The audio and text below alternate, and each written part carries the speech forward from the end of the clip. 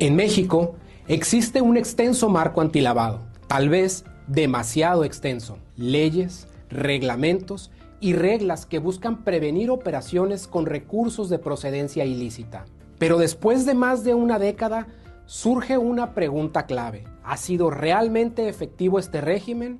¿Ha impactado al crimen organizado? Según el propio Gafi, que es el Grupo de Acción Financiera Internacional, la eficacia del sistema sigue siendo débil. Pocas investigaciones, pocas sanciones y casi ningún decomiso relevante. Mientras tanto, las autoridades intensifican verificaciones y multas, pero enfocadas casi exclusivamente en temas de obligaciones formales, no en detectar el lavado real. Y quienes terminan pagando las consecuencias no son los delincuentes, sino las empresas y los profesionistas que operan de forma lícita y que cumplen con sus obligaciones en materia de actividades vulnerables. Sanciones excesivas, procesos desgastantes y un enfoque que castiga los errores. Esta reflexión forma parte de nuestro artículo más reciente. ¿Es realmente efectivo el marco jurídico en materia de prevención del lavado de dinero en México? Puedes leerlo completo en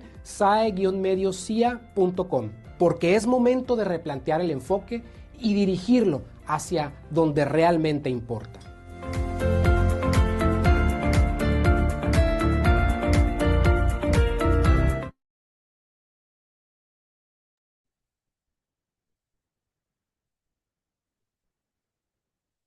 Muy buenas tardes, tengan todos ustedes. Me da un gusto saludarlos. Su servidor Manuel Aguilar Bojorquez, socio de la firma SAE Sánchez Aguilar Esquer y compañía, le da la más cordial de las bienvenidas a este webinar, el último webinar del año. Como ustedes saben, la firma desde hace varios años tomó la decisión de estar impartiendo diferentes webinars cada mes con el propósito de estar actualizados, mantener informados sobre distintos temas fiscales de interés para todos ustedes. Así que pues muchísimas gracias por seguirnos, por su tiempo, por el espacio que nos dan para tomar este último webinar del año denominado Reformas Fiscales en Estados Unidos, que incluso muchos de ustedes fue recomendación para que este tema se diera. Seguramente fue por lo que está pasando, ¿no? En algunas reformas fiscales en México y que quizá lo estemos optando como plan B, ¿no? En saber, en tener opciones de inversiones en otros regiones, como pues, nuestro vecino país en Estados Unidos, que pudieran ustedes iniciar nuevas inversiones o iniciar con nuevas empresas. Así que bienvenidos, bienvenidos todos. Quiero aprovechar como siempre el que les demos a conocer el próximo webinar. Les decía que de las reformas fiscales en Estados Unidos es el último del 2025, pero ya tenemos nuestro siguiente webinar, que es la fiscalización 2026, la cual se llevará a cabo el 28 de enero a la hora acostumbrada, a las 5 p.m. hora Pacífico, también a través de las plataformas Zoom, y todas las redes que tenemos en nuestra www.sai-cia.com, que nos pueden seguir. Un tema muy interesante, ¿no? Que será impartido por Alejandro Zárate, también abogado aquí de la firma Sánchez Aguilar Esquer y compañía. Así que para que lo aparten y ya lo tengan listo en su calendario. Después también les damos las instrucciones, todas las instrucciones de cada uno de nuestros webinars. Las recomendaciones, pues primero que usar audífonos para tener un mejor audio en su recepción. También que todos sepan, ¿no? Que el expositor es el único que va a compartir la pantalla, la presentación en la pantalla, y que su micrófono va a estar silenciado de todos durante toda la sesión. En caso de que empiecen a surgir algunas preguntas, dudas, comentarios, lo pueden hacer a través de la sección Question and Answer de la plataforma de Zoom. Lo pueden ir haciendo en cuanto ustedes lo decidan, tengan alguna duda. Si hay algunas respuestas que se pueden dar en el momento, se van a estar dando durante la explicación, o bien al final también se dará tiempo para que puedan estar respondiendo las dudas o comentarios que nos hagan a través de esta sección de Question and Answer. Y al final, el moderador, al final de la presentación, el moderador de la sesión estará leyendo todas estas preguntas que les comento y hará los comentarios al respecto, ¿no? Esas son las recomendaciones. Y sin más preámbulo, pues ya proceder a la presentación de los expositores. Les decía que el último webinar, pues quizá pues muy emocionados todos aquí en la firma, ¿no? En la presentación, en la primera presentación de la nueva generación de los abogados de la firma Sánchez Aguilar Esquer. Si bien a Gustavo ya le había tocado exponer otros temas, no, pues también va a estar el abogado Reginaldo Esquer Aguirre, que será su primera ocasión para exponer temas de interés. Es un tema muy interesante, ojalá que nos puedan seguir. Seguramente va a haber muchas preguntas, así que al final se van a responder cada una de ellas. En cuanto a la presentación de cada uno de ellos, pues primero Gustavo Sánchez, abogado, maestro en maestría en Derecho Fiscal. Gustavo Sánchez Flores es licenciado en Derecho, egresado de la Universidad Iberoamericana de la Ciudad de México. Tiene su maestría en Derecho Fiscal en la Universidad Panamericana en Campus Mixcoac. Fue abogado en el despacho Bacham, Rich y Correa. También trabajó en el despacho de Sentis Asesores Fiscales. Y ha cursado varias especialidades, varios temas relacionados con la exposición que va a dar, que es un curso especializado en, en paralegal, Introducción al Sistema Legal Estadounidense, en temas selectos de la Constitución de los Estados Unidos de América. Estudió en la Universidad también de California en 2023 un curso especializado sobre la doble tributación transfronteriza entre Estados Unidos y México, temas de planeación fiscal y curso al régimen tributario en los Estados Unidos de América. Y en la Universidad de San Diego, School of Law, junto con el despacho Chamberlain International Tax Institute en 2024. Tomó un curso especializado sobre la inversión extranjera a nivel transfronterizo entre México y Estados Unidos. Y desde 2020, pues es abogado litigante de la firma Sánchez Aguilar Esquer y compañía. También aprovecho para presentar, les decía, al licenciado Reginaldo Esquer Aguirre Fierro. También es licenciado en Derecho, egresado del CETIS Universidad Campus Mexicali. Obtuvo su maestría en impuesto por la Universidad de San Diego, California. Fue abogado auxiliar en CAPC en Service en Wyoming. Intercambio, hizo un intercambio en la universidad en Austria de agosto 21 a febrero del 2022. Y también estudió en las universidades de San Diego el curso especializable sobre doble tributación transfronteriza entre Estados Unidos de América y México, la planeación fiscal y curso introductorio, al igual que Gustavo Sánchez. Y también llevó a cabo el curso especializado sobre inversión extranjera a nivel transfronterizo conjuntamente con la Universidad de San Diego y el despacho de Chamberlain International. Y es este abogado litigante aquí de la firma Sánchez Aguilar Esquer desde agosto del 2023. Los dejo en muy buenas manos, es un excelente tema, ojalá lo podamos aprovechar. Muchísimas gracias y todos nuevamente bienvenidos.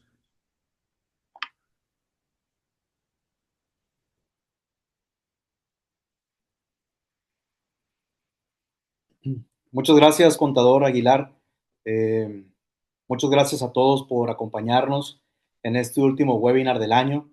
En esta ocasión, como comentaba el contador, pues me toca compartir el escenario con el abogado más nuevo de la firma, el Reginaldo Esquer Aguirre Fierro. como comentaba, pues somos la segunda generación aquí en la práctica en el despacho, y este mes vamos a platicar un tema muy interesante, en mi opinión, sobre las reformas fiscales en nuestro país vecino de Estados Unidos, un país que, como sabemos, con México comparte no nomás frontera, pero también todo lo que es la cultura, comercio, temas de seguridad, empatan agendas en temas políticos, en temas aduaneros, y el tema fiscal no es excepción. Lo vamos a explorar en el transcurso de los siguientes minutos, el por qué la política fiscal en Estados Unidos repercute en México y viceversa en algunos casos, pero principalmente pues de la mayor potencia económica del mundo, ¿no? O una de las mayores potencias económicas en el mundo, que es Estados Unidos. Entonces quisiera empezar un poquito con empaparnos de manera breve, general, sobre la reforma que vamos a vivir, que empezamos a vivir desde este año con todos los agarrones en la Cámara de Diputados y en la Cámara de Senadores, con el Poder Ejecutivo y demás, en la reforma fiscal que entrará en vigor el próximo año, el próximo ejercicio. Brevemente, pues abordaremos temas como las reformas que hay planteadas para el Código Fiscal de la Federación, en temas como gastos digitales, repatriación de capitales, JEPS y algunos comentarios adicionales que podemos abordar al respecto. Siguiente, por favor. En cuanto al Código Fiscal, grandemente, resumidamente pudiera ser estos 4 puntos. El tema de la restricción de las empresas o de las personas morales a la inscripción al RFC, al Registro Federal de Contribuyentes. Como sabemos, las personas morales, toda empresa que uno constituye en México necesita darse de alta ante el fisco para así registrarse e ingresar al Registro Federal de Contribuyentes y obtener la fiel o e-firma para poder tributar, para poder operar, vaya. Sin esto, pues es prácticamente nula las operaciones que puede tener cualquier empresa aquí en México. ¿Qué está pretendiendo el SAT, el gobierno federal, actuar, implementar a partir de este próximo ejercicio? Ponerle candados a los factureros principalmente, ponerle candados a quienes han pretendido abusar tributariamente con prácticas nocivas, agresivas, el sistema tributario mexicano. Es decir, lo que va a hacer el SAT es, a ver, vamos a construir una empresa, yo y 3 socios más, y dentro de estos 3 socios resulta que uno de ellos está enlistado en el 69B, tiene una cancelación de sellos, entre otras matices que tiene contemplada la autoridad. Y con ello, la autoridad va a decir, no puedo darte de alta, no puedo inscribirte en el RFC, por ende no puedo darte tu fiel, y por ende no puedes tributar, no puedes trabajar, no puedes operar en este país. Algunos de los temas que está contemplando estas reformas, que está contemplando la autoridad implementar, serían restringir a aquellas personas físicas que pretendan participar en personas morales, las cuales estén con sellos digitales cancelados, enlistados en el 69B, que no hayan atendido algunas irregularidades que haya señalado la autoridad, estén vinculados en operaciones inexistentes, estén presuntamente involucrados en pérdidas fiscales no autorizadas o hayan emitido comprobantes fiscales falsos, así como están enlistados en la página del SAT, del 69, artículo 69, párrafo 12, que habla sobre aquellos contribuyentes que cuenten con créditos fiscales firmes o aquellos créditos determinados que no estén pagados y que no se haya presentado pues garantía alguna, ¿no? O que no estén pues pagados. Entonces, también contribuyentes que no se encuentren localizados o aquellos que cuenten con sentencias condenatorias. Son todos aquellos que no van a poder inscribirse en el RFC y no van a poder operar en México. Ahora, uno pensaría, bueno, ¿y qué propone la autoridad? ¿Qué propone el gobierno para solventar esta situación? Si bien no queremos que entren a tributar o que sigan abusando del sistema estos factureros, ¿qué podemos hacer al respecto? La respuesta es nada. No pusieron ninguna solución o algún mecanismo para poder solventar esta situación. Simplemente, pues la empresa ya se constituyó y ahora cuando queremos voltearnos y inscribirla ante el SAT, pues resulta que uno de los socios está enlistado o está dentro de estos parámetros y no podemos darla de alta ante el SAT. Entonces, pues uno pensaría, bueno, pues entonces hay que pues, liquidar la empresa o ver, ¿no? Ver qué hacemos al respecto. Para ello hay que celebrar una acta de asamblea, protocolizarlo y demás. Pero para poder dar de baja la empresa se hace a través del portal de la Secretaría de Economía, para lo cual necesitas el RFC y el fiel de la empresa y no lo vas a tener. Entonces estás atorado en un limbo sin solución al respecto, ¿no? Entonces, pues llama la atención que no podamos tener una solución al respecto, pero bueno,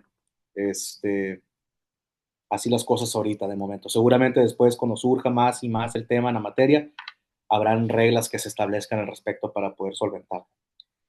En el siguiente punto, sobre la materialidad de las operaciones y la cancelación de sellos digitales, igual, o sea, es la bandera que está tomando la autoridad y el gobierno para poder combatir a los factureros, a las empresas fantasmas, a todas estas prácticas que venimos viendo de años para atrás, pero que francamente pues ha sido una lucha constante, principalmente encabezada desde el gobierno del presidente Andrés Manuel López Obrador. Si mal no recordamos, en campaña él mencionó que no iba a crear nuevos impuestos ni aumentar los existentes, pero que sí iba a combatir duramente a los factureros, a las empresas fantasma y pues redoblar esfuerzos en cuanto generar, a captar, perdón, las contribuciones que hayan estado omitidas en ejercicios anteriores. Para ello, pues, la autoridad pues va a estar sumamente dura encima de los FDIs que vayan emitiendo los contribuyentes, van a estar al pie del cañón, cerciorando la materialidad y la realidad de las operaciones que estén amparando estos FDIs. Es decir, que la autoridad pues pretende redoblar esfuerzos en cuanto a visitas domiciliarias, pretende estar más encima de los contribuyentes con la lupa más firme. Habrá que ver, ¿no? Del dicho al hecho, ¿no? Lo que sí es cierto es que la autoridad va a tener más herramientas para poder practicar estas visitas domiciliarias, más bien no practicar, sino acertar con qué contribuyentes perder el tiempo y con cuáles no, con cuáles tendrán un mayor grado de certidumbre que sí están cometiendo estos delitos fiscales o que están operando de manera irregular, ¿no? Entonces es algo interesante que está buscando implementar el SAT. De hecho, es algo que se comentó desde que fuimos a este seminario en Yucatán en el año 2024, que fue a principios del año pasado, en febrero del año pasado.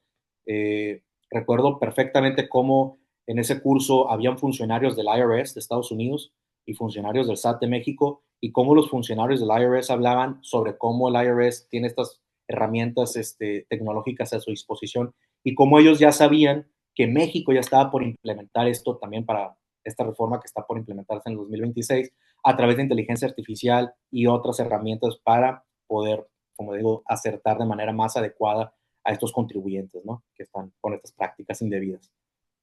Y por último, el aumento a tasas de recargos por pagos extemporáneos, pues están aumentando la tasa al 1.38% mensualmente. ¿Qué quiere decir esto? Pues que tratemos de planear si vamos a pagar de manera extemporánea o tardada, pues saber que va a haber un cargo adicional o mayor, mejor dicho, al respecto, ¿no? Siguiente, por favor. Ahora, de los llamados gastos digitales o la observación, fiscalización digital que pretende hacer la autoridad. Este fue un tema que recuerdo cuando recién salieron noticias, todo México se sentía como en la novela de George Orwell de 1984, con el Big Brother, con la lupa, con el ojo de Sauron. Los que leyeron o vieron las películas del Señor de los Anillos sabrán de qué me refiero. De saber que el gobierno va a estar metido en tu sala, va a estar metido en las plataformas digitales, llámese Netflix, Amazon, HBO, etcétera, ¿no? Pero la autoridad no nomás se limitó a las plataformas de streaming, también le va a entrar a las plataformas Uber, Didi, Airbnb, Spotify, TikTok, Zoom, todas estas plataformas digitales. ¿Para qué? Para aumentar o mejor dicho, apretar los candados de fiscalización que tienen sobre esas empresas. La verdad es que es un negocio enorme, enorme que ha estado incrementando año con año, particularmente en México, pero que es una fuente de riqueza para el gobierno que ha estado escapándose por mucho tiempo y que ahora decidieron, ¿sabes qué? Tenemos que apretar los candados y quedarnos con una parte del pastel, ¿no? Porque pues aquí hay mucho, mucho, mucho dinero de por medio. Entonces, Aquí se están previendo algunas cosas. Primero, esto va a entrar en vigor a partir del 1 de abril de 2026. Va a ser mediante una reforma al 30-B del Código Fiscal, donde se le va a permitir acceso en tiempo real y en línea a la autoridad, a la información, a la base de datos, a la información que tengan estas plataformas sobre sus usuarios, o sea, nosotros. Entonces, lo que pretenden es, quiero saber cuántos usuarios tienes, cuánto estás recabando, cuánto está también usándolo Pepito y Juanita y demás, para poder comparar gastos, egresos y poder ver si hay alguna discrepancia fiscal al respecto, ¿no?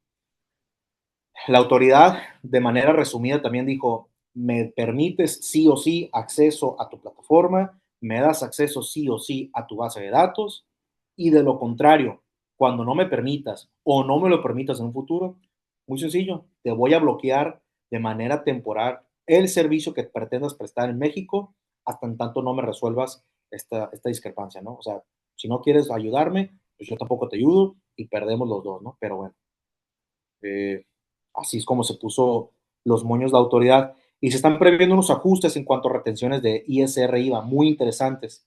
En cuanto a ISR, están pretendiendo una retención del 1% para personas físicas por la enajenación de bienes y la prestación de servicios. Esta va a aumentar al 2.5. Bueno, dices, a lo mejor no es tanto, ¿no? Pero es cuando se pone interesante. También se va a establecer una retención del 4% para personas morales que obtengan ingresos provenientes de estas plataformas digitales y por la venta de productos o servicios. Ojo, pero si estas personas morales, suponiendo más bien en un supuesto muy específico, son extranjeras, que no tienen RFCs o establecimientos permanentes fijos en México, el gobierno dijo, no va a ser el 4% de retención, vamos a retener el 20% de jalón. Lo comento porque me tocó verlo aquí en cuestiones de trabajo con un cliente en particular, que tiene un Airbnb, es un ciudadano americano, no tiene residencia o establecimiento, no tiene residencia en México fiscal, no tiene establecimiento permanente en México, es simplemente un ciudadano norteamericano que está arrendando una casa a través de Airbnb, y me dijo, oye Gustavo, me están llegando estas retenciones genéricas por parte de Airbnb a las rentas y a los ingresos que yo estoy obteniendo, pues por la prestación de servicios, ¿no? La enajenación del alojamiento a través de Airbnb. Dije, a ver, préstamelo, me mandó por correo las retenciones y tal cual, son estas retenciones que estamos viendo, queriendo implementar la autoridad, y se van a poner más agresivas todavía para el próximo año. Entonces, hay que tener mucho cuidado al respecto. Hay formas de cómo solventarlo, pero hay que trabajar, hay que hacer talacha, hay que arrastrar el lápiz y bueno, no permitir que la autoridad se quede con todo o la gran mayoría del pastel, ¿no? En cuanto a IVA, igual se está previendo que se retenga el 50% para personas morales en el caso de que no proporcionan RFC, similar a lo que mencionaba en el caso anterior. Perdón, 50% como regla general y 100% para quienes no estén ofreciendo o propiciando el RFC como personas morales. Y la retención también será del 100% de los residentes en el extranjero sin establecimiento permanente en México. Por último, compartirles un dato de lo importante que es este tema de lo que mencionaba de lo que es consumir la información para la riqueza, mejor dicho, de gastos digitales de las plataformas digitales en México.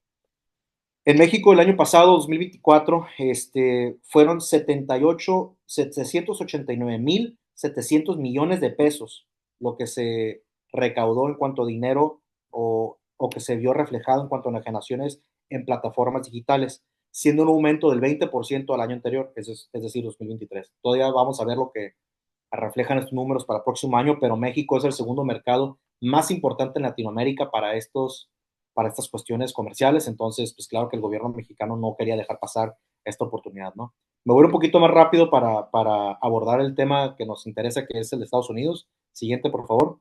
La repatriación de capitales, meramente a grandes rasgos, es un programa que está implementando el gobierno mexicano para poder incentivar a los empresarios, a las empresas nacionales o multinacionales que quieran regresar ese dinero y que se quede aquí en México por un periodo de 3 años, invirtiéndolo en proyectos específicos, ¿no? De acuerdo al Plan de México 2026 o los polos de desarrollo.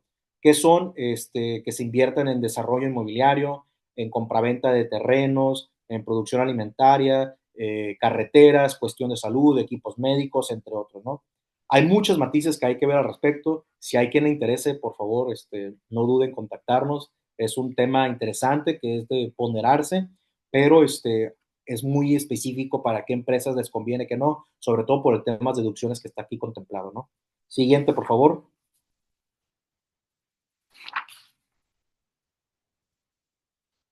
IEPS también, pues fue un tema muy caliente en cuanto a las noticias, fue un debate muy fuerte porque es bien sabido que el IEPS es la caja chica del gobierno. Cuando necesitan recursos de manera rápida es vamos a apretar IEPS, vamos a apretar IEPS, vamos a apretar IEPS, y las industrias que están involucradas en IEPS pues salen perjudicadas, ¿no? Al respecto. Pero bueno, a grandes rasgos, las bebidas azucaradas, los productos con nicotina elaborados a mano, las apuestas, incluso en esta ocasión, los videojuegos, la industria de videojuegos se ve afectada con un impuesto nuevo del 8% para la venta de estos tipos de videojuegos. Entonces, todos los que están jugando Battlefield, Call of Duty, Fortnite, etcétera, se ven afectados por esta nueva ley, este nuevo impuesto. Siguiente, por favor. En cuanto a comentarios adicionales,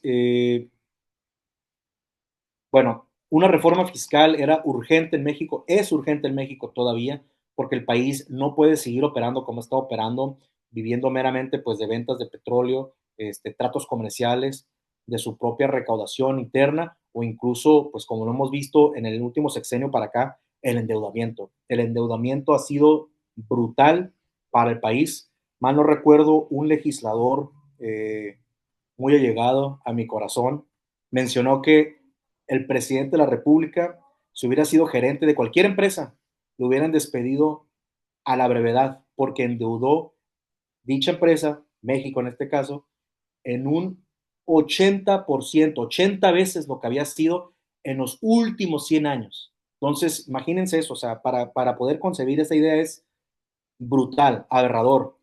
¿Qué dijo Andrés Manuel? No vamos a aumentar impuestos, no vamos a crear nuevos impuestos, pero no vamos a ir contra los malos, que son los factureros y demás, la división entre la ciudadanía. Pero lo que hizo fue endeudar, porque también esa estrategia que planteó el presidente López Obrador, pues es tardada, tampoco va a dar frutos, va a rendir de un día para el otro. Entonces, el endeudamiento fue la salida fácil para el país, para seguir operando, para cumplir los caprichos del Ejecutivo. Pero bueno, sin duda la reforma fiscal sigue siendo un tema urgente para México, entre otros temas, ¿no?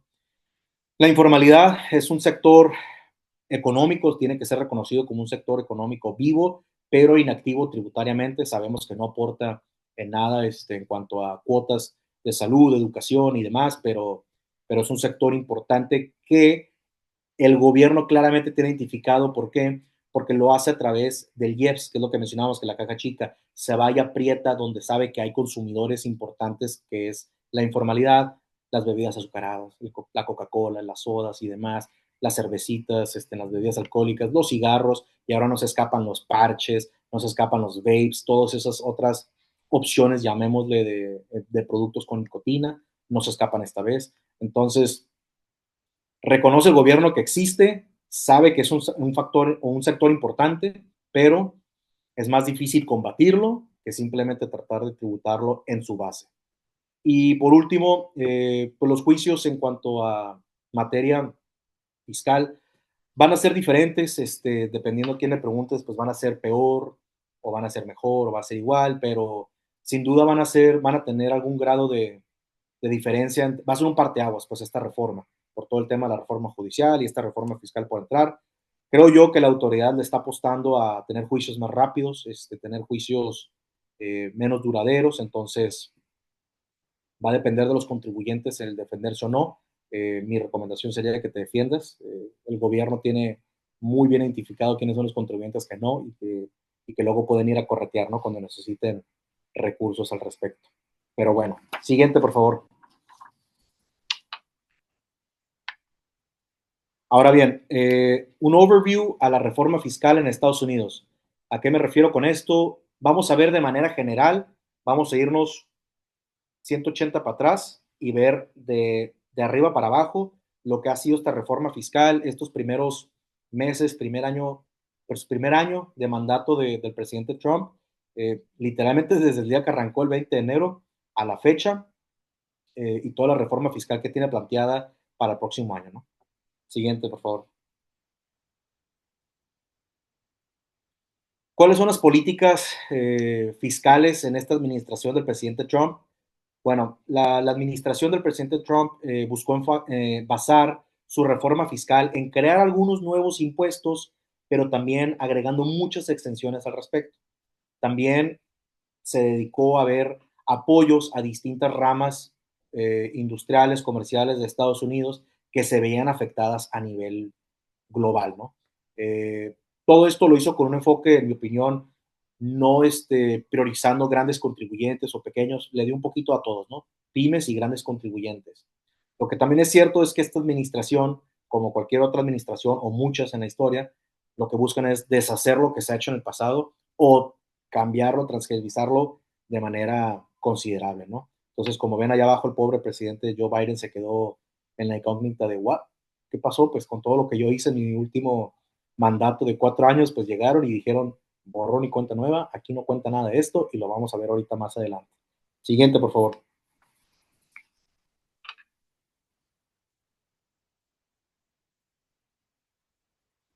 En cuanto a las políticas, perdón, una antes, me adelanté. En cuanto a las políticas de la administración del presidente Trump, hay 3 puntos claves de lo que yo mencionaba, desde el día que entró en funciones como el ejecutivo de Estados Unidos. Mandó 3 memorándums, 2 el primer día. Uno que se llamó el Global Tax Deal, otro que se llamó America First Trade Policy. El primer Global Tax Deal básicamente le instruyó él al Departamento de la Tesorería de Estados Unidos, por favor, investígame todos los países con los que tenemos o no tratados internacionales para saber quiénes están cumpliendo y quiénes no, quiénes están abusando de estos tratados y quiénes no, para saber qué vamos a hacer en respuesta a ello, ¿no? Entonces ya recordarán algunos qué es lo que estuvo planeando hacer el presidente Trump y hizo al respecto, ¿no?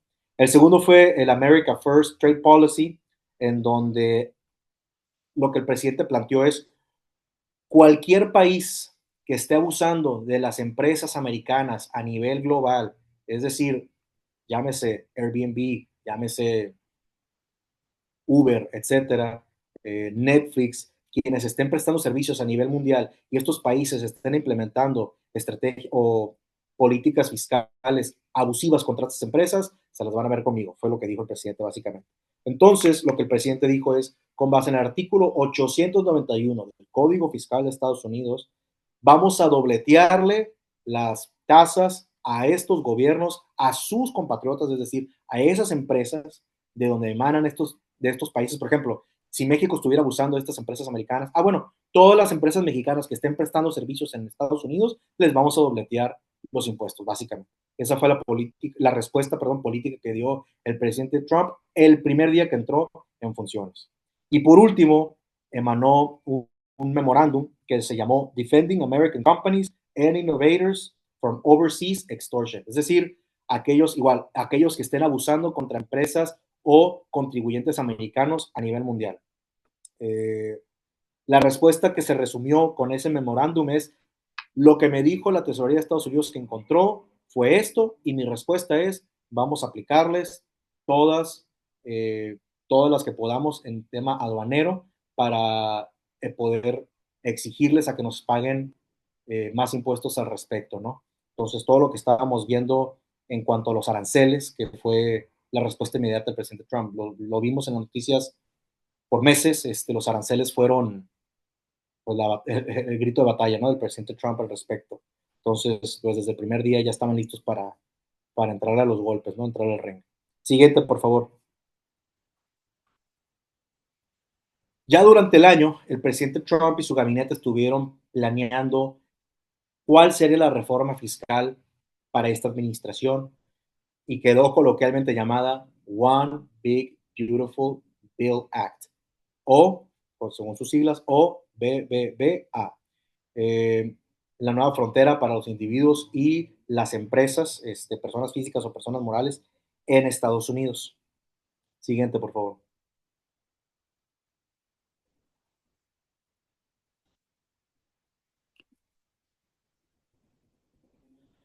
Primero, los cambios que se contemplaron para personas físicas en cuanto a su income tax, su ISR, básicamente. Lo que contemplaron es bajar las tasas en cuanto a la relación del income tax, ya sea que declares de manera individual o el matrimonio, ¿no? De manera conjunta. Eh, Agregaron un año más y aminoraron las tasas en cuanto a lo que habría que declarar como ya sea persona física soltera o conjuntamente el matrimonio. Bajaron las tasas y también subieron la gama, aumentaron el mínimo de la gama de cuánto, conforme tus ingresos brutos, cuánto habría que declarar.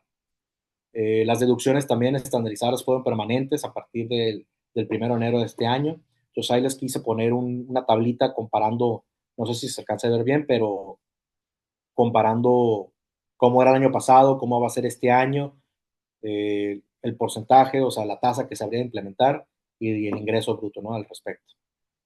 Siguiente, por favor.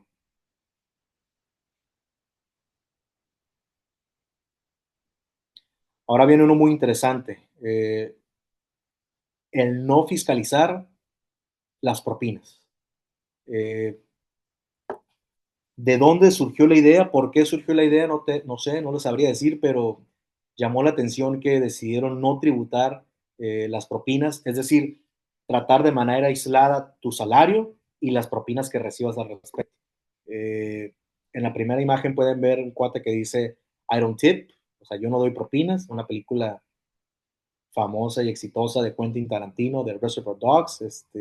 La recomiendo si no la han visto. La primera escena es lo único que tienen que ver en relación a esto. Pero, ¿qué están diciendo? Vamos a implementar esta estrategia o esta reforma junto con otra que vamos a ver más adelante para los ejercicios 25 a 28 con unos nuevos artículos, en este caso el 224 en el Tax Code, o sea, el Código Fiscal para Estados Unidos, en donde solamente se va a considerar gravable el ingreso de los individuos pertinente a su income tax, o sea, es decir, su salario, meramente su salario. Y vamos a hacer una columna aparte de todo lo que recibas como prestador de servicios en cuanto a las propinas que tú puedes recibir, ¿no?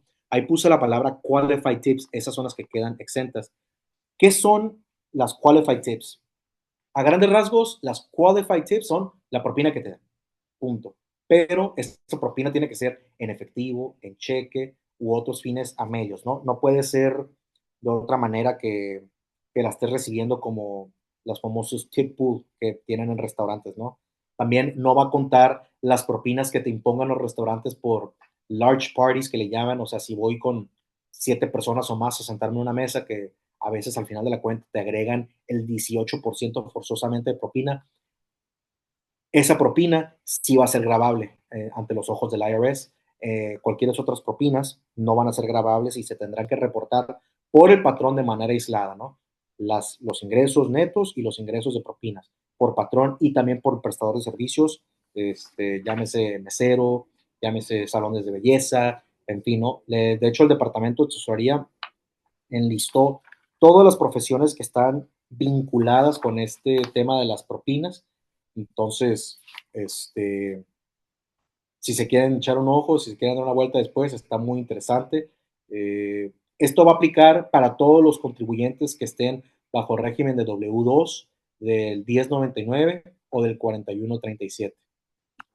También, ojo, hay que mencionar que si bien es cierto, las propinas van a estar exentas de income tax, lo que sí es que van a seguir aportándole a Social Security y al Medicare. Eso sí queda como estaba, sin cambio alguno. Siguiente, por favor.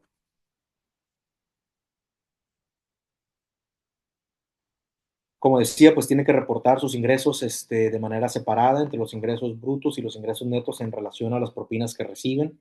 Y también, como decía, el Departamento de Tesorería emitió una lista con todos los empleos o trabajos vinculados, ¿no? Y ahí podemos ver de todo, salones de bellezas, spas, restaurantes, servicios de entrega, servicios a domicilio, choferes, etcétera, ¿no? Hay un listado enorme de lo que sacaron. Yo quise cubrir ahí los rubros o los rangos comerciales, los más allegados a que pudiéramos ver nosotros, pero ellos sacaron un listado increíble, hasta de golf. El caddy del golf sale mencionado que puede recibir propinas y estarán exentas del income tax. Parecerá chiste, pero es verdad. Siguiente, por favor.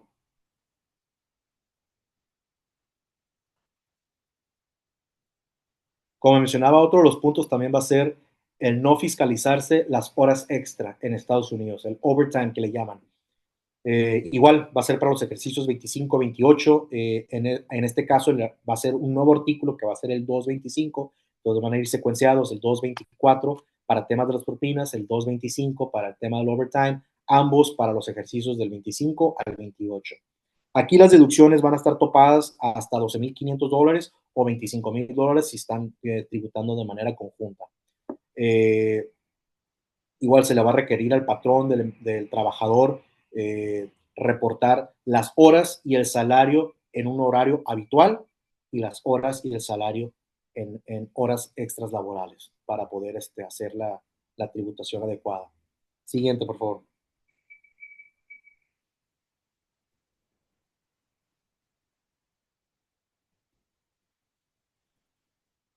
Ahora, en el tema de las remesas, este también fue un tema que hizo mucho ruido para México.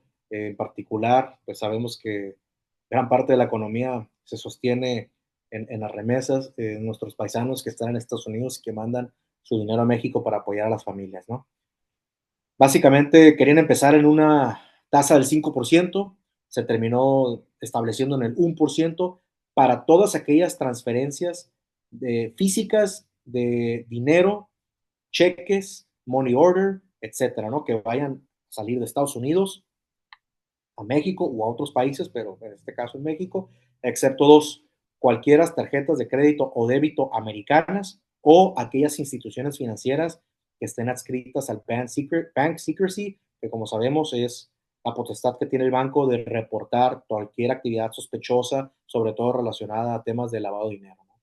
Pero esto se va a aplicar sin excepción a todas estas transferencias físicas, tales como el envío del efectivo que mencionaba.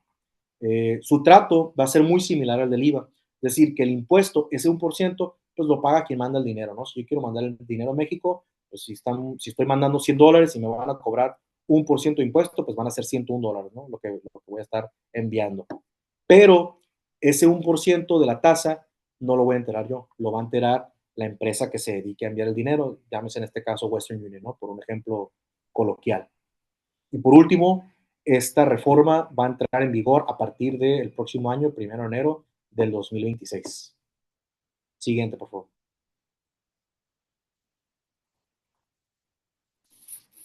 Listo, Regis. Perdóname por quitarte todo este tiempo, pero adelante.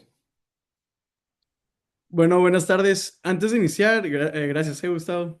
Eh, bueno, antes de iniciar, les queremos compartir un pequeño recordatorio para aquellos que nos siguen en Zoom para solicitar su constancia de participación, que otorga puntos para el Colegio de Contadores Públicos. Se pueden poner en contacto con nosotros para poder entregársela.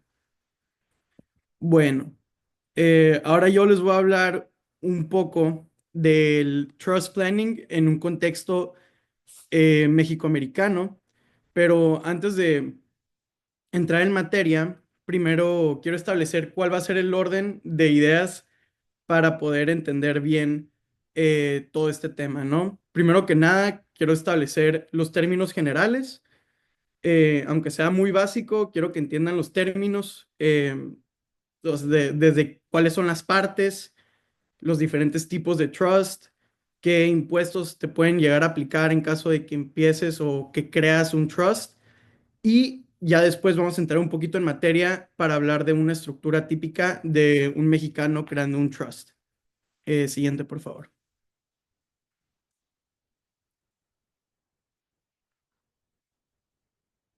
Ok, bueno, ¿qué es un trust? En términos generales, aquí está en la diapositiva, la voy a estar leyendo y lo voy a estar comparando con un fideicomiso mexicano, ¿no? También en la mano derecha abajo pueden ver ahí las comparaciones con las partes, ¿no? En términos generales, un trust es un acuerdo legal en el que una persona llamada grantor, que en caso del fideicomiso mexicano viene siendo el fideicomitente, crea este trust en el que pone a disposición, entrega sus bienes a otra persona llamada trustee, que en este caso, bueno, en el caso mexicano, perdón, sería el fiduciario, para que le administre los bienes y los ponga a beneficio de alguien más que viene siendo el beneficiary.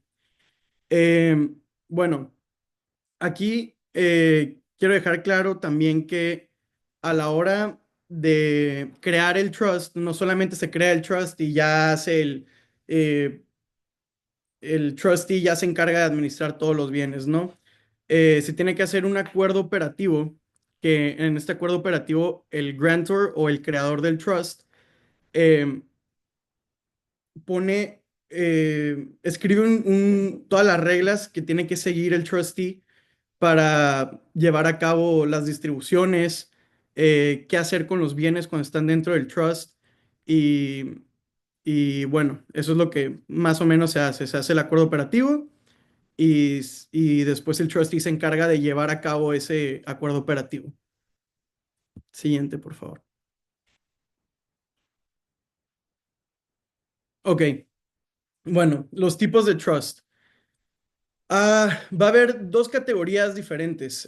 Primero ahorita voy a explicarles qué es el revocable, qué es el irrevocable. Después vamos a entrar en grantor y non-grantor. Se parecen un poquito, pero voy a hacer lo posible para que quede todo claro. Son diferencias bastante específicas, pero se va a entender. Bueno, el revocable, que también es reconocido como el living trust, tiene como característica principal que, pues, como dice su nombre, se puede revocar, se puede llegar a cancelar en cualquier momento por quien lo crea, por el creador, por el grantor, eh, y lo que ocasiona que retenga este poder de poder revocar el trust o cancelarlo cuando quiera el creador, eh, hace que todavía se tomen, todavía se tomen en cuenta los bienes que están dentro del trust en su patrimonio. No desliga, eh, no desliga los bienes que mete al trust del patrimonio del creador del trust, del grantor, ¿ok? Bueno, ahora, el irrevocable es el tipo es el tipo de trust que sí se puede revocar, perdón, que no se puede revocar, no se puede cancelar en ningún momento más que en ocasiones muy específicas, que no voy a entrar en detalle, pero la naturaleza del trust irrevocable es que no se cancele en ningún momento. Y esto sí hace que se desligue completamente el grantor de sus bienes y los pone a disposición completa del trustee. Obviamente, como les explicaba ahorita en la diapositiva anterior, eh, lo pone a disposición del trustee hasta cierto punto, ¿no? Porque hace su acuerdo operativo donde vienen las reglas. Pero bueno, siguiente, por favor. Bueno, también es importante decir que el irrevocable declara sus impuestos por sí mismo, ¿no? Hace la separación de uno con el otro. Y ahora sí, siguiente, perdón. Ahora, bueno, ahora es los tipos de trust entre grantor y non-grantor. Bueno, los grantor trust hace que, es que quiero que quede, no quiero que se confundan. Entonces, el grantor trust hace que el grantor al crear el trust conserva poderes o beneficios específicos. O sea, uno de ellos puede ser revocarlo. Por eso no quiero que se confundan. Se puede quedar con el poder de revocarlo, pero no necesariamente tiene que ser a fuerzas el poder que retenga, ¿no? También hay otros poderes específicos en los que puede retener, tanto el sustituir activos del trust, puede tener derecho a ingresos, puede retener demasiado poder sobre las inversiones y influir en las distribuciones. Esto ya viene siendo cambiar los beneficiarios, quitar a unos, cosas tan simples como ya no me estoy llevando tanto con mi hijo, lo quiero sacar del trust y que ya no esté él recibiendo algo o bajarle el porcentaje. Pero bueno, o sea, son poderes específicos que puede retener y eso lo hace que caiga en el supuesto de un grantor trust, ¿ok? Y también quería decirles, o sea, la diferencia, ¿no? Por eso quería que quedara clara la diferencia, porque un trust revocable siempre va a ser grantor trust, pero el irrevocable no siempre va a ser, eh, Perdón, pero una disculpa. El grantor trust, el revocable siempre va a ser grantor y el irrevocable no siempre va a ser grantor, puede ser non-grantor. Entonces, esta figura del non-grantor es que conserva poderes, que no conserva poderes significativos, por lo que el trust es una entidad fiscal independiente, al igual que el irrevocable. Eh, entonces, el uso de este non-grantor es para eliminar activos del patrimonio del grantor. O sea, una vez que el creador del trust mete mete los activos o los bienes al trust, se desliga completamente de ellos y ya no está en su patrimonio. Entonces, esto protege los bienes en caso de que se meta en algún problema legal, fiscal, el grantor, ¿no? Entonces, por eso mismo protege activos. También entra la planificación multigeneracional y no caer en el estate tax, que ahorita vamos a entrar un poquito más en materia de eso. Siguiente. Bueno, ¿por qué es relevante en un contexto mexicoamericano? Los casos más comunes vienen siendo los mexicanos con inversiones en bancos americanos, mexicanos comprando bienes en Estados Unidos, familias mixtas, ya sea papás mexicanos, hijos gringos o viceversa, y mexicanos viviendo en Estados Unidos o viviendo temporalmente en Estados Unidos. Eh, por el tiempo y que no nos podemos meter a tanto detalle en cada una de ellas, nos vamos a especializar ahorita en esta plática solamente en la primera, que viene siendo en mexicanos con inversiones en bancos americanos. Siguiente, por favor. Bueno, eh, ahora voy a hablar un poco de los impuestos a los que puedes llegar a afrontar en caso de iniciar con un trust, con una de las estructuras. Más bien es cuando no se hacen bien estas estructuras, ¿no? Porque eso es algo que también bueno, voy a hablar un poquito más adelante, pero bueno, los impuestos a los que te puedes llegar a afrontar es el estate tax, que es el impuesto a la herencia, que es el 40% en Estados Unidos, el income tax, que viene siendo el ISR para nosotros, y en caso de que aplique tu trust como una refipre en casos para México. Siguiente. Primero, el estate tax. Los mexicanos tienen propiedad.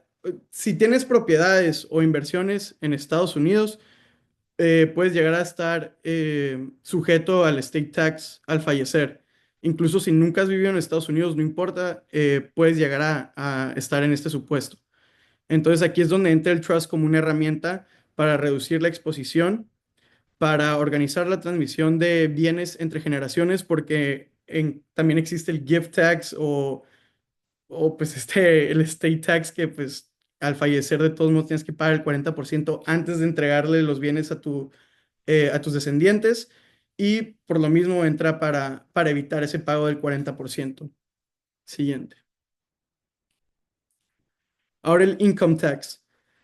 Ok, para un mexicano que quiere crear un trust en Estados Unidos, lo esencial es entender que el income tax estadounidense depende del tipo de trust que hagas. Eh, si el trust es revocable o es grantor, el IRS o el SAT de Estados Unidos considera que el mexicano sigue siendo sujeto del tributo, que era lo que les estaba mencionando ahorita, porque queda con el poder, entonces sigue siendo sujeto del tributo. Por lo que todo el ingreso del trust se reporta y tributa directamente a nombre del creador. Eh, Aunque vive en México, no importa, sigue estando sujeto a él. Pero si el trust es irrevocable, non-grantor, entonces el trust se vuelve una entidad separada al grantor y paga impuestos solo sobre los ingresos de fuente estadounidense. Tienen que ser US source y esos vienen siendo rentas, vienen siendo dividendos de empresas americanas, vienen siendo ganancias inmobiliarias y esto lo declara usando un Form 1041 y los ingresos de fuente extranjera dentro del trust no se graban en Estados Unidos. Eh, y también las distribuciones a beneficiarios mexicanos generalmente no pagan impuestos en Estados Unidos, salvo si provienen de ingresos igualmente de un US source, ¿no? En resumen a esto, como dice la diapositiva, el impuesto en Estados Unidos sobre ingresos depende del grado de control del creador y de dónde provienen los ingresos del trust. Entonces, el revocable o grantor trust hace que el creador sea el que esté sujeto a los impuestos y el irrevocable non-grantor es el que hace que el trust sea el sujeto a los impuestos. Siguiente. Ahora sigue hablar un poco del régimen fiscal preferente, que es la REFIPRE, o el REFIPRE, que viene siendo un concepto aquí en México que se usa para identificar ingresos obtenidos en el extranjero y que pagan muy poco impuesto o hasta cierto punto no pagan absolutamente nada de impuesto, ¿no? Por eso el SAT considera que tiene un trato fiscal ventajoso, ya sea como un paraíso que se llegue a tomar como un paraíso fiscal o un régimen de baja imposición. En términos más simples, se puede decir que el REFIPRE eh, aplica cuando un mexicano obtiene ingresos a través de entidades o figuras en el extranjero y tienen una ventaja fiscal. Y hay bueno, aquí dice, pagan menos del 75% de lo que pagarían en México, ¿no? Eso es muy importante. Y lo que obliga o lo que genera, en caso de que caiga en Refipre, es que debes acumular esos ingresos en México, aunque no los hayas cobrado. Y tienes obligaciones informativas en las declaraciones y hay reglas más estrictas que no voy a entrar ahorita. Siguiente. Bueno, ahora no es para asustarlos ni nada, pero los típicos problemas que suceden en caso de no asesorarse de la manera adecuada o, o a lo mejor y se les hace fácil y dicen voy a hacer un trust y ya no va a haber ningún problema, mis bienes están fuera. Estos son los problemas típicos que existen en este tipo de contexto. Es crear un revocable trust en Estados Unidos y asumir que estás fuera del radar del SAT, que ya vimos que no es cierto porque no te desliga, los bienes de tu patrimonio siguen estando dentro. La segunda es beneficiarios mexicanos recibiendo distribuciones sin clasificar qué es ingreso y qué es capital. También es importante. Y asumir que un trust protege activos en México porque ya vimos que no siempre es así, ¿no? Siguiente. Bueno, ahora sí vamos a entrar más en materia de la estructura. Primero que nada, quiero establecer el contexto que vamos a usar, que es más, casi siempre es el típico que para las inversiones en Estados Unidos, siendo mexicano. Bueno, en este caso es un mexicano y residente de México sin ser contribuyente en Estados Unidos. Está casado, tiene 2 hijos y tanto el cónyuge como los 2 hijos son completamente mexicanos, no tienen ninguna otra nacionalidad y o sea, el mexicano creó una LLC, ya tiene una LLC en Delaware que contiene bienes en Estados Unidos, en Texas. Em, entonces no están conformes con esta estructura que ya anteriormente tenían, porque la LLC en Delaware está sujeta a state tax con una exención de hasta $60,000. Todo arriba de esos no queda exento para personas no residentes, que son los non-registered aliens, así como la retención FIRPTA del 30% en las distribuciones. Ese es el contexto que vamos a usar. Siguiente. ¿Cuál es la finalidad de la estructura? O sea, ¿qué se quiere lograr con la estructura que les vamos a presentar? Número uno es evitar caer en el impuesto del estate tax y cuando fallezcas, obviamente, y prevenir que FIRPTA te retenga impuestos a la hora de distribuir los bienes, que es el withholding tax, ¿no? También es minimizar impuestos de ingresos y de ganancias ganancias de capital, perdón, americanos, logrando que el trust califique como un foreign trust. Ahorita voy a explicar un poquito más de qué es un foreign trust. También se intenta maximizar tus opciones de inversión, calificando como un US purchaser. También esta estructura te ayuda a calificar como un US Purchaser para abrir el portafolio de inversiones, que ahorita también vamos a entrar un poquito más en materia, y tener un control y flexibilidad en tus bienes ahora y en el futuro. La verdad es que es una estructura bastante flexible y bastante bastante flexible en el control, o sea, puedes estar cambiando muchas cosas, pero ahorita vamos a entender un poquito más eso. Siguiente. Ok, esta es la estructura típica. Primero les voy a explicar rápidamente la estructura cómo va. A lo mejor y no me entienden unos términos, algunas cosas, pero es el punto. Quiero hacer la explicación y luego vamos a entrar en cada una de las figuras y explicar qué son y cuál es la función y cuál es el beneficio de hacerlas en tal jurisdicción, etcétera, ¿no? Eh,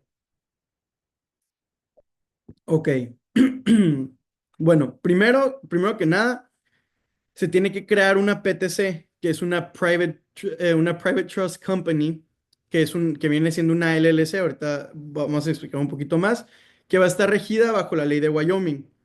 Esta PTC tomará la parte de trustee dentro del trust que se va a crear, ¿no? Eh, Tendrá el control de todos los aspectos del trust familiar, la PTC, la Private Trust Company, incluyendo las distribuciones, incluyendo las inversiones, incluyendo la administración de las cuentas, etcétera. Esta misma puede ser controlada directamente o indirectamente por la persona que la va a crear, que viene siendo el grantor también. La PTC va a administrar el trust a beneficio tuyo y de tu familia y de quienes tú elijas. Bueno, en este caso sí tiene que ser familiar, es un trust familiar, ¿no? Y en este caso también por cómo está instituido toda la estructura, se tomará como si fuera un Foreign Grantor Trust para términos fiscales en Estados Unidos. También voy a explicar un poquito más de por qué tiene que ser un US Wyoming Foreign Grantor Trust. Eh, pero bueno, seguimos. Y el siguiente engranaje de la estructura es una Blocker Company. Y no sé si han escuchado de las Blocker Companies, pero su propósito es mantener protegido tus bienes en la estructura, en esta estructura y de cualquier impuesto en Estados Unidos después de tu muerte. O sea, esa es la función final de una Blocker Company. Entonces, nomás para recapitular rápidamente, está el mexicano que tiene su LLC en Delaware, que les di en el contexto. Ya no le gustó esa estructura, quiere cambiarla, entonces viene y quiere hacer esta estructura. Entonces viene, vamos a decir, Gustavo, llega, y ya Gustavo quiere cambiar de estructura, entonces crea una PTC. Crea esta PTC y después él mismo crea un trust. La PTC va a ser el trustee, que viene siendo quien administra los bienes dentro del trust. Y ahorita les voy a explicar bien cómo se constituye todo.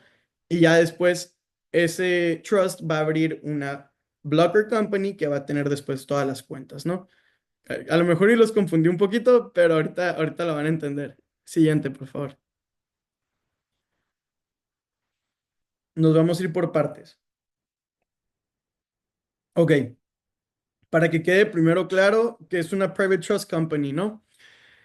Una Private Trust Company, les voy a leer la definición y ahorita se las voy a explicar. Es una entidad legal que está autorizada para realizar actividades fiduciarias en una jurisdicción específica, en este caso va a ser Wyoming, para administrar los fideicomisos creados por un grupo de personas relacionadas.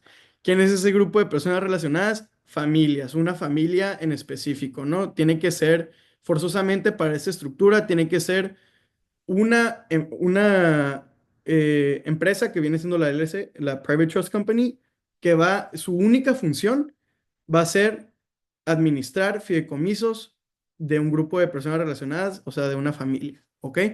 Entonces, eso es una Private Trust Company.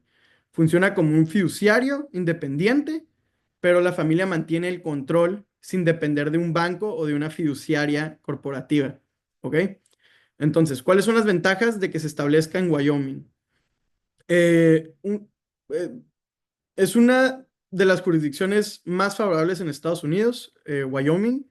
Los requisitos del capital son mínimos, refiriéndose a que cuando abras una PTC no tienes que inyectarle capital. Eh, no se necesita oficina ni empleados en el estado, basta con tener un administrador en Wyoming que mantenga registros y cumplimiento. Básicamente, son cosas muy básicas y nomás tienes que tener a un administrador en Wyoming. Y además permite establecer fideicomisos bajo la ley de Wyoming, que es muy favorable en temas legales, fiscales, etcétera, ¿no? Bueno, entonces, ¿cómo se estructura una Private Trust Company? No sé si estén familiarizados con abrir o constituir LLCs americanas, pero es mucho más sencillo que constituir una sociedad en México. Pero pues se organiza, se abre una LLC en Wyoming. Se puede usar cualquier nombre que gustes, puede ser un nombre familiar o sea, un apellido, o puede ser lo que gustes para que no sepan de quién es, tener un poquito más de privacidad. Y la empresa se capitaliza con un monto, como les mencionaba, súper simbólico. Su único propósito es actuar como trustee, o sea, se crea la PTC sin nada de capital y lo único que va a hacer es administrar el trust que vas a crear tú después. Bueno, ¿cuáles son los roles? Entonces, dentro de la PTC hay cuatro. El appointer tiene la autoridad total. Viene siendo normalmente el grantor el que está creando toda la estructura y puede remover a cualquier persona, a cualquier parte y hasta terminar la PTC en caso de que él quiera. Están después los managers. Los managers son quienes toman las decisiones generales. Obviamente también el grantor es el que los coge. Normalmente es un miembro de la familia y el otro es el administrador de Wyoming. Nosotros recomendamos esto, que el segundo manager sea un administrador de Wyoming para crear un vínculo más fuerte con el estado de Wyoming. No es necesario, pero a nosotros nos gusta que exista ese vínculo más fuerte. Después está el comité de inversiones. Básicamente lo que el nombre dice es quien organiza todo lo relacionado con las inversiones. Normalmente son miembros de la familia perdón, normalmente es el grantor o el creador también el que quiere ser parte del comité de inversiones. Y por último, el comité de distribuciones decide la distribución de los fideicomisos. Igualmente es el grantor quien crea el trust y la PTC. Por flexibilidad, suele ser manejado también bueno, también recomendamos que sea el administrador de Wyoming, pero como el appointer, que es el creador del trust, puede quitar a quien sea de cualquier cargo, obviamente el comité de distribuciones, si es el administrador de Wyoming, hará lo que el appointer le diga que le conviene, ¿no? Ok. Y pues como ven, es un modelo muy flexible porque se puede modificar, se puede cambiar cuando el appointer quiera, ¿no? Siguiente.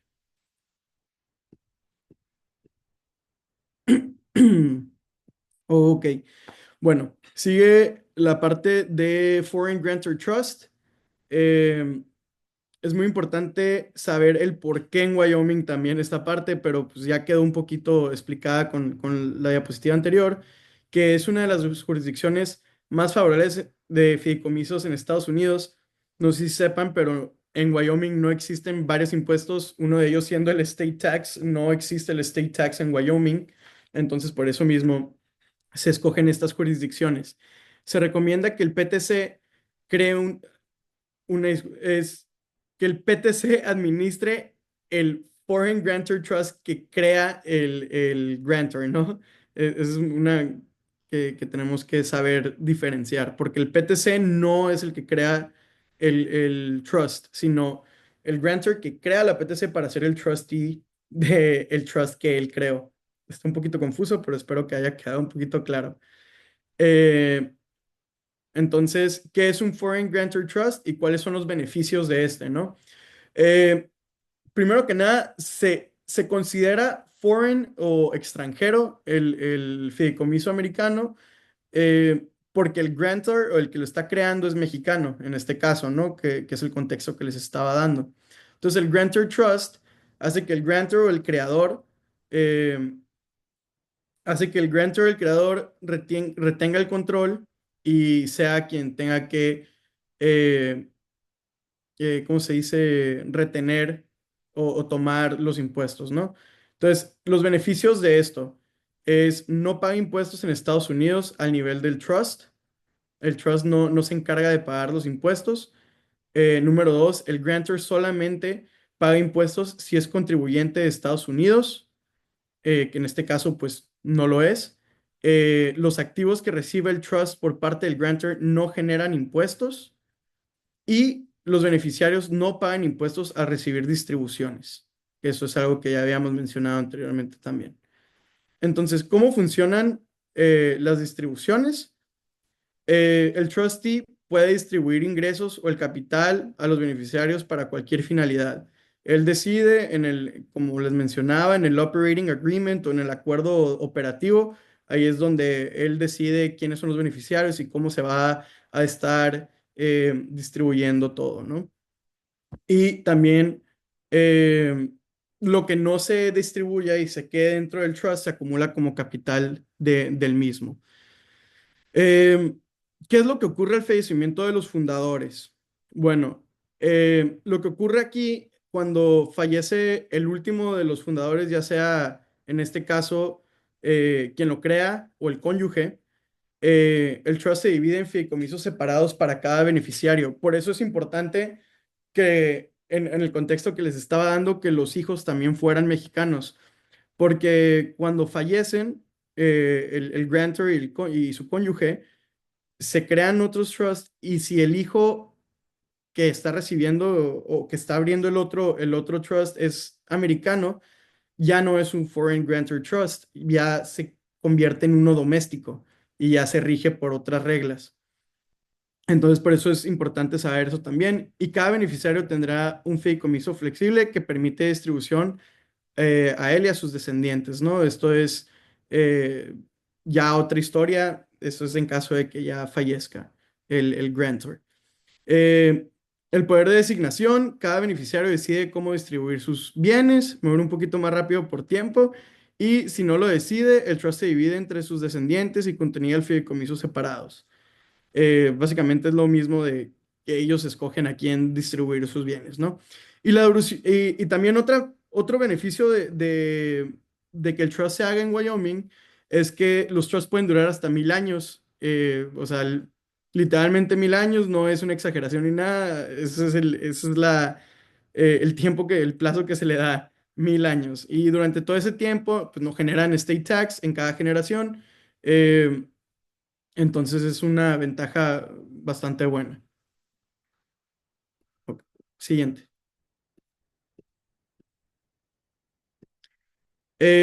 Bueno, entonces les decía, la PTC es la que se encarga de administrar los bienes a como le diga el grantor, que también está dentro de la PTC, y crean una blocker company, que es la que va a tener todos los bienes del trust. O sea, cuando entren al trust, el trust los va a pasar a la blocker company, ¿ok?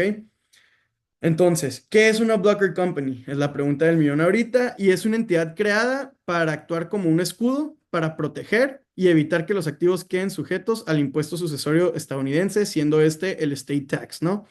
Esa es la función principal de una blocker company. Eh, ¿Por qué se utiliza? Se utiliza porque protege los activos familiares contra el US State Tax, como mencionaba, y permite que los activos estén dentro de la estructura de una manera más eficiente desde el punto de vista fiscal también, ¿no? Eh, la propiedad y la administración de la Blocker Company es propiedad del trust estadounidense que está en la estructura por encima, ¿no? Que viene siendo el Foreign Grantor Trust. Y se administra por la PTC, que permanece bajo el control de la familia. Entonces, siempre, nunca, o sea, sí sueltas control, pero no solamente visualmente se suelta el control, pero en sí tú también estás por detrás controlando todo lo que está pasando dentro de la estructura. Entonces, eh, no sé si quedó un poquito claro ahí, pero bueno, la operación práctica es que todas las cuentas financieras y activos, y ay, que se me cae la computadora. Todas las cuentas financieras y activos dentro de la estructura se registran a nombre de la Blocker Company, no a nombre de la persona, ¿ok? Y es lo que les estaba explicando ahorita, que es que una vez que el grantor crea el trust y ya después tienen la blocker company, ahí creada como se ve en la estructura, Una vez que entran los bienes, se pasan a la Blocker Company. No, no se quedan los bienes dentro del US Wyoming Foreign Grantor Trust. Se pasan a la Blocker Company para que se queden ahí y se protejan en esa Blocker Company. ¿Y cuál es la jurisdicción recomendada? Como pueden ver ahí en la estructura, viene USVI LLC como la Blocker Company, ¿no? Esta viene siendo una LLC creada en las Islas Vírgenes de Estados Unidos y es una de las jurisdicciones con más ventajas legales y fiscales para este tipo de estructuras, que ahorita van a entender un poquito más cuando les explique sobre las cuentas. Siguiente, por favor.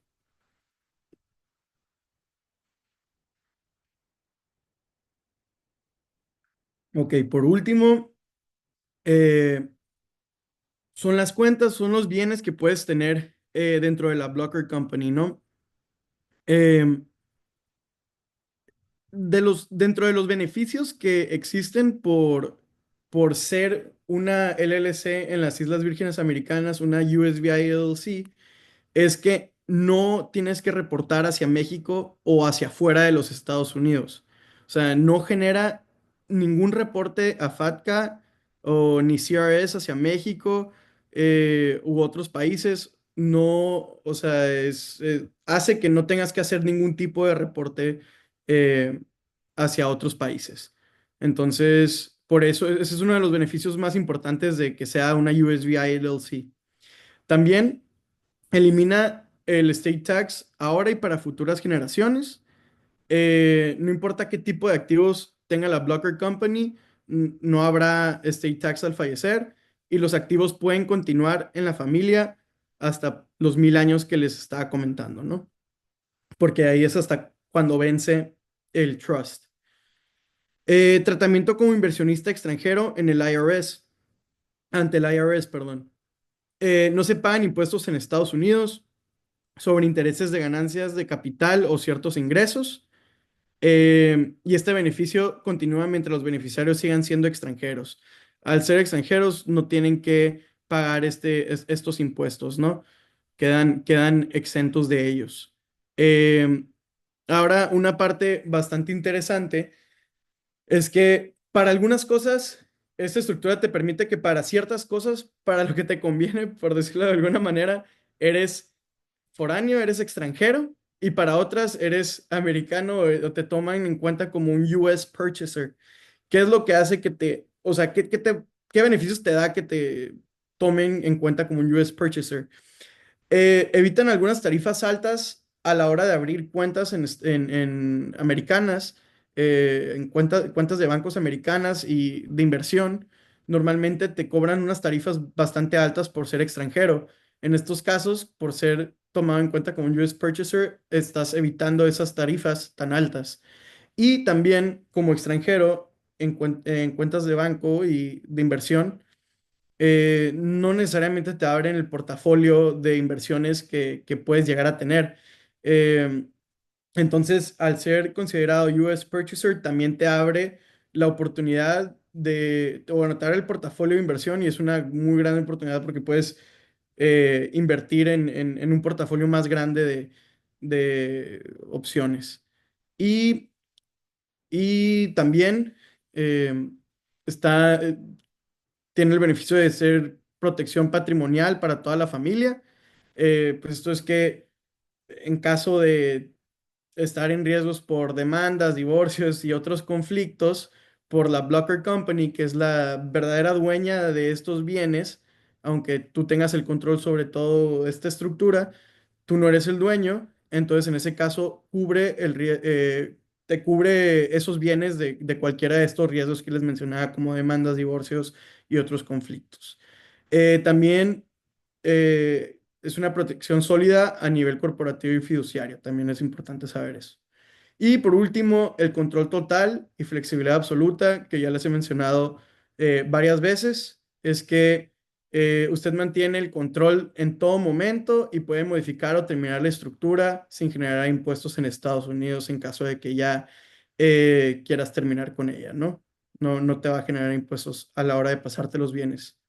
Eh, bueno, siguiente.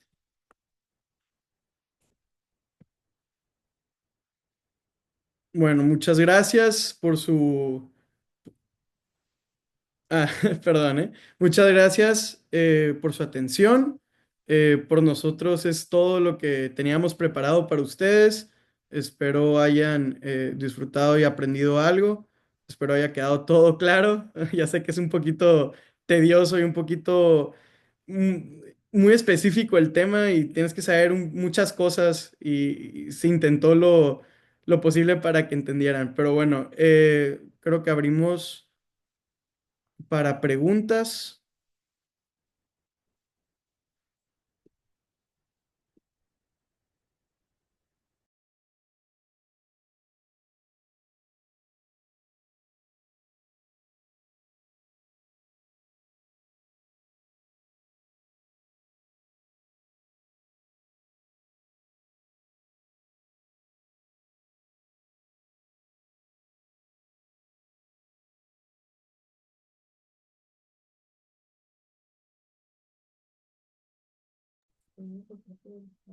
Me mencionan que no hay preguntas. Por mi parte, les quería dar otra vez las gracias por ver nuestra plática. Espero lo hayan disfrutado y no sé si Gustavo quiera agregar eh, algo. No, igual, dar las gracias por acompañarnos el día de hoy. Como dijo Reginaldo, pues es mucha información, pero esperamos que la hayamos podido compartir de una manera digerible para todos. Cualquier tema, cualquier inquietud, cualquier pregunta que pudiera surgir más adelante, pues sepan que estamos a la orden.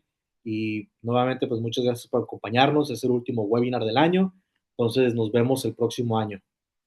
Saludos a todos. Llegó a último momento una pregunta de Carlos Márquez. Eh, dice, supongo que es para mí, pero si quieres contestarla tú, Gustavo, adelante. Siendo mexicano sin tener residencia en Estados Unidos, puedes hacer el trust a través de las estructuras y la respuesta es si puedes, no necesariamente tienes que hacer la estructura para crear un trust, que eso, eh, no sé si recuerdes que estaba explicando que a veces hasta puedes crear un trust revocable y no necesariamente estás teniendo los beneficios de la en caso de que lo hubieras hecho con la estructura, ¿no? Pero no es un limitante el ser mexicano para crear un trust. Si se puede, no necesitas la residencia ni nada. Obviamente nosotros recomendamos que se haga con la estructura y si les interesa también, pues estamos a la orden.